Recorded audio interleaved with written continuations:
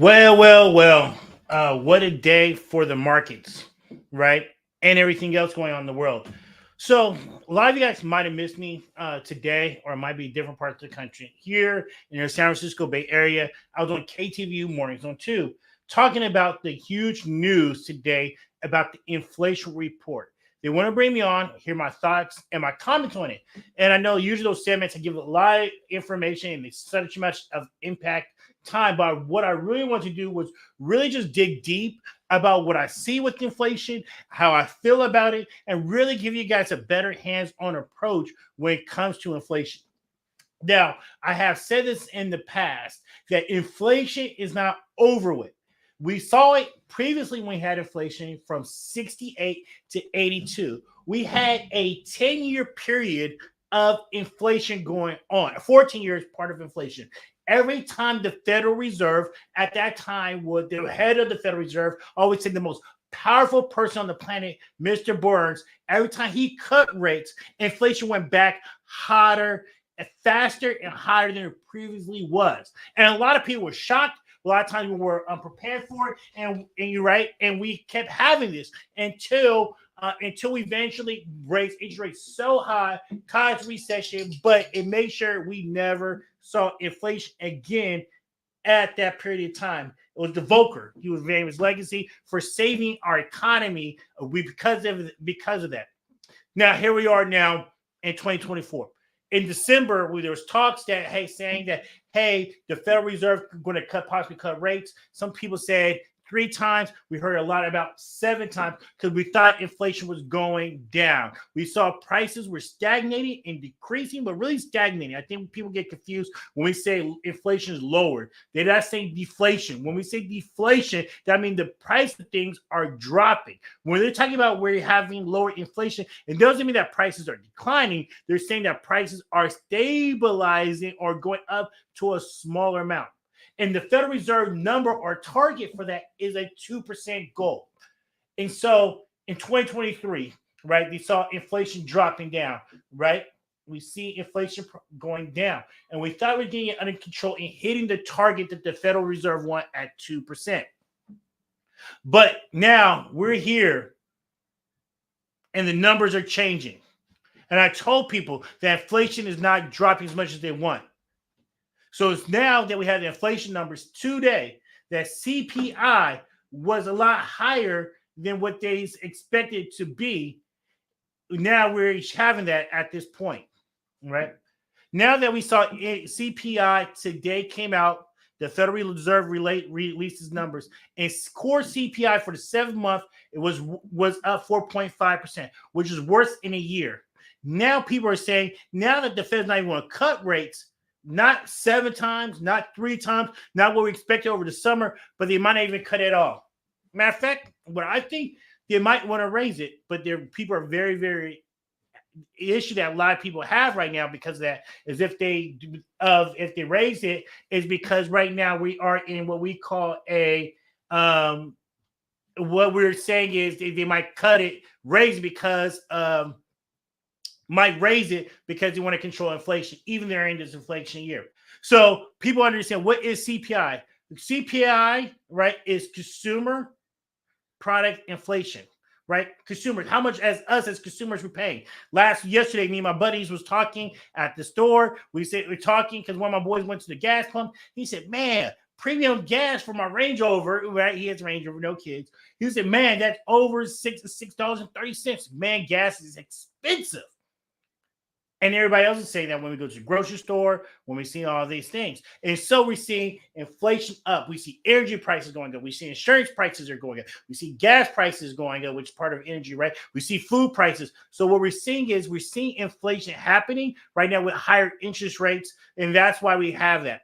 And what the Federal Reserve want to do is control or reduce inflation by making borrowing money more expensive, right? Because if we borrow money, it'll slow down amount of how much people are buying. In return, since people are buying less, people reduce the prices to make it affordable. But right now, we don't see that in the housing market. It's just frozen right now. We see it all when we see this whole thing. So we're hopefully that things will slow down. It just hasn't happened yet. So I don't know if interest rates. But here's another issue we have is our economy is very fickle, right?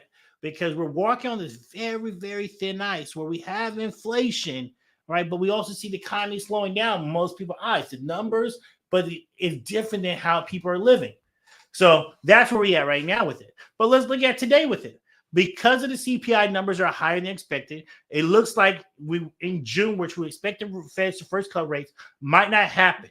In return, the Dow Jones average in return dropped 400 points, right? 400 points, which is a lot higher than we expected it to be, right?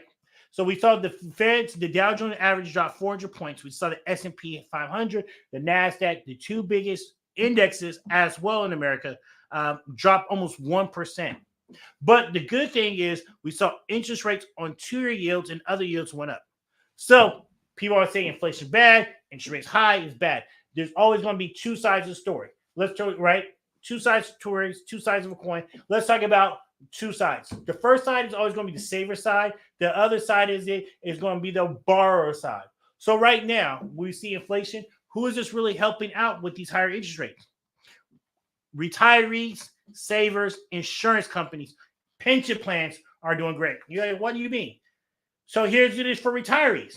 Right now, if we talked about retirees beforehand, in the middle of when we had COVID, we was in an environment of 1% to 2% interest rate environment. Even before then, really we could say it was a 0% interest rate. So you put your money in the bank, you wasn't receiving no money in return during that period of time. So if you was a retiree and you're on a fixed income, you was getting hurt because you gave $100,000 to the bank, right? And in return, you might only got $1,000 or less. But now that we're in a higher interest rate environment, they might put $100,000 in the bank. They're going to get over $5,000 from it. So guess what? Now they have more income that's fixed and safe to generate the income that they need. That's the great thing about it. So now it allows retirees to have a more safer, more guaranteed retirement instead of taking on so much risk to get the income that they need. So it's not just retirees with their own money. It also helps out pension plans. It also helps out insurance companies. Why? Because pension plans had to take on so much risk to guarantee that monthly income that our police, our fire, and safety, or anybody they were responsible for to have for that. So they was taking on a lot of risk for the guaranteed income that people who were relying on that pension was receiving. It's great for insurance companies because if you look at insurance companies' portfolios, most of their money is what we call in fixed income. And to get the rate of return that they wanted, it's easier for them to achieve that because now the portfolio is producing, is doing a whole lot better. So that's one side of the coin. The second side of the coin that we see is borrowers, right? So if you need to borrow money, it's a lot more expensive to borrow money. That's why we're seeing that the housing market has completely frozen in many parts of the country, where if I was borrowing money over the last couple of years and got a 2%, 3% interest rate, I'm not going back and selling that house and getting a new one because no way it's hard for me to find that new rate again. So we've seen the housing market frozen for us, how many people are selling their houses. And if you're a young person who's trying to get in the market, you're young, you want to borrow, it's very expensive for that to borrow that money.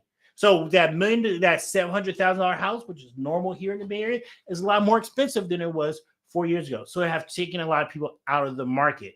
So if you're a business who borrow a lot of money to make payroll and to do investments and back into your business, it's more expensive now. So that's the issue we're seeing for those borrowers. It's a very hard time.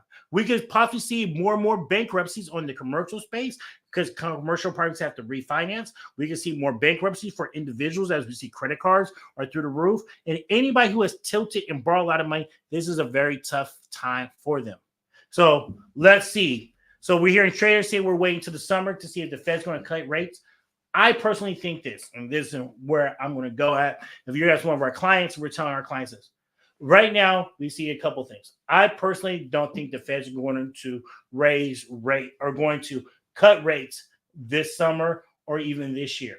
I think inflation is going to get even worse than it is right now because inflation is not just interest rates, but it's actually the global world. Right now, there's a lot of conflicts throughout the world. We could possibly see right now, because of all these conflicts, that with all these conflicts, We're seeing oil prices go up, so going to be cost. So energy prices are going to go up. The gas pump is going to be more expensive. The energy that we see at our house is going to be more expensive. I see insurance rates have went up and going to continue to go up, as especially here in California, where people are being cut from their state farm and other policies, and now they're going to look at third-tier companies and they see the opportunity and they're going to raise those rates. So no, I do not see inflation going away this summer. I don't see rates getting cut. I think this is a long-term play. What we're going to see next year is going to be interesting. It's going to be more than the Federal Reserve. It's going to be seeing what is going to be what's going to happen globally and what is going to be our policies in Congress and the president policies going forward. Even though this is election year, they probably will not be making any major moves this year. But the more global conflicts we have is going to cost us here back at home. Anyways, that being said, if you guys want any new information or have any questions, make sure you reach out to us. Please leave a comment. Let us know if any other questions you guys might have as well. Anyways, hope everybody have a good day. Talk to you later.